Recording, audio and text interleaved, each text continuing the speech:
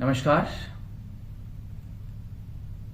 आज हम विशेष तौर पर एक बड़े विषय को लेकर के आपके सामने आए हैं। ये एक ऐसा बड़ा विषय है जिससे लगभग संसार का लगभग सभी व्यक्ति जूझ रहा है। ये जो बड़ा विषय है, ये बड़ा विषय है सर्वाइकल स्पॉन्डिलोलिसिस। इस पर अगर मैं बात करूं तो वर्तमान समय में व्यक्ति प्रकृति से दूर होता जा रहा है। जैसे जैसे वो प्रकृति से दूर होता जा रहा है वैसे वैसे अनेकों विकार, अनेकों रोग जो है उस पर अटैक कर रहे हैं, उसको प्रभावित कर रहे हैं, उसके शरीर को प्रभावित कर रहे हैं, उसके मन को प्रभावित कर रहे हैं। एक दो मेजर कारण, जो मुख्य कारण है इसके बारे में बताना चाहूंगा मैं। इसकी जो मेन वजह रहती है वो रहती है अपने गर्दन को तनाव में रखना। जब हम एक लंबे समय तक गर्दन को तनाव की स्थिति में रखते हैं तो धीरे धीरे गर्दन के आसपास हमें दर्द होना शुरू हो जाता है और धीरे धीरे वो दर्द लगातार बनता रहता है और एक ऐसा समय आ जाता है जब वो एक विकार का रूप धारण कर लेता है। अगर मैं वर्तमान समय की बात करें तो आज के समय में लगभग सभी कार्य कंप्यूटर के माध्यम से होते हैं। तो जब हम कंप्यूटर में बैठते हैं तो हमारी गर्दन थोड़ी सी झुकी रहती है, उसमें झुकाव बना रहता है और वो लंबे समय तक बना रहता है। और दूसरा एक और मेजर कारण इसका देखने को मिल रहा है बच्चों में भी सर्वाइकल स्पॉन्डिलोलिसिस की दिक्कत देखने को मिल रही है। कारण ये है कि वर्तमान समय में बच्चों को सबसे ज्यादा फोकस पढ़ाई में करने के लिए कहा जाता है और जब बच्चा पढ़ने बैठता है तो वो गर्दन झुका करके बैठता है और बहुत लंबे समय तक बैठता है। इसकी वजह से भी क्या हो रहा है कि बच्चों में भी वर्तमान समय में सर्वाइकल स्पॉन्डिलोलिसिस की दिक्कत देखने को मिल रही है। आने वाले समय में ये एक बहुत बड़ा विकार उभर करके सामने आ जाएगा। हर व्यक्ति, छोटे से छोटा, बड़े से बड़ा, बुजुर्ग से बुजुर्ग इस समस्या से जूझेगा।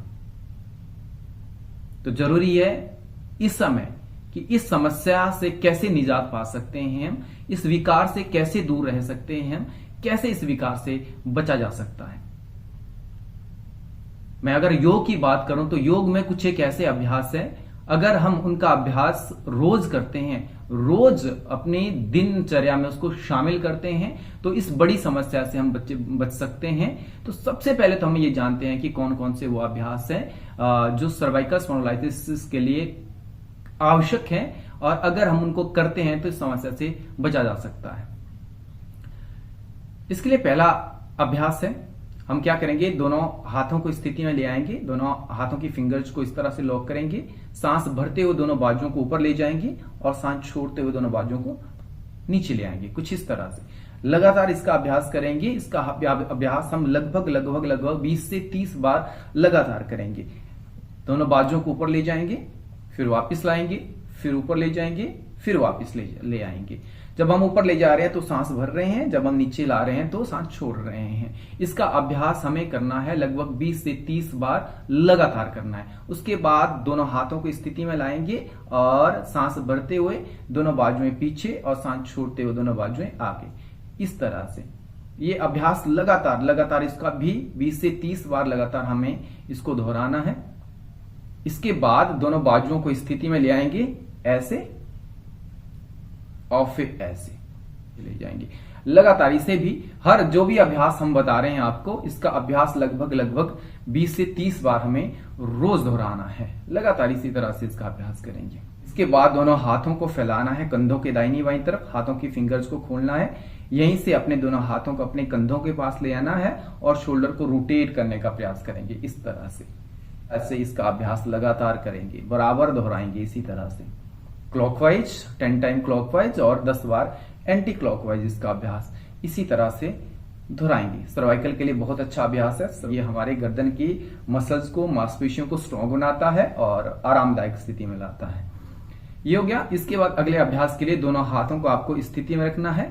पहले अपने एक कंधे को आपको ऊपर उठाना है नॉर्मल ब्रीदिंग के साथ, फिर इसे वापस लाना है, फिर दूसरे कंधे को उठाना है, फिर वापस लाना है।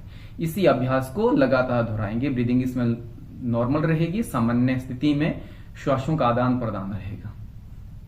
अगले अभ्यास के लिए अपने दाहिने हाथ को ऊपर उठा देंगे हम और यहां पर कान के बिल्कुल साथ ऊपर को, सिर की तरफ को अपने हाथ को इस तरह से रखेंगे। अब सिर को हाथ की तरफ और हाथ को सिर की तरफ धकेलने का प्रयास करेंगे। ब्रीदिंग नॉर्मल रखें और पूरी तरह से एक दूसरे की तरफ जो है ताकत लगाने का प्रयास करेंगे, जितना कर सकते हैं हम। थोड़ी देर यहाँ पे रुकना है, फिर वापस आना है और इसी अभ्यास को दूसरी तरफ से इसी तरह से दोहराएंगे।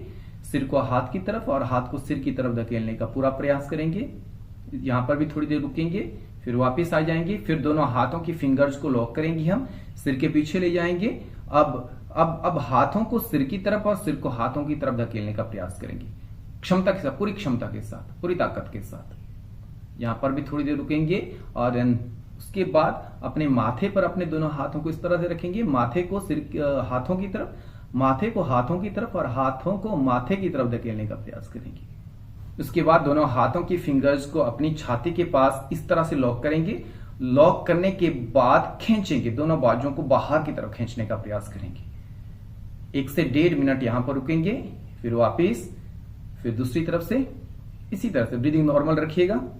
खींचेंगे बाहर की तरफ जितना खींच सकते हैं, फिर वापस आएंगे। बस इतने हैं, ये थोड़े से अभ्यास हैं। अगर आप इनका रोज सुबह और शाम को, सुबह शाम कभी जब भी आपको समय लगे उस दौरान अगर आप इन अभ्यासों को करते हैं तो सर्वाइकल स्पॉन्डिलोलिसिस जैसी दिक्कत से आप बच सकते हैं। इससे आपकी सर्वाइकल के आसपास, कंधों के आसपास की जो मांसपेशियां हैं वो स्ट्रांग हो जाएगी। आशा करता हूं आपको ये वीडियो पसंद आई होगी। मिलते हैं एक नए विषय के साथ अगली कड़ी में। तब तक के लिए आप सभी से इजाजत चाहेंगे। जय हिमाचल।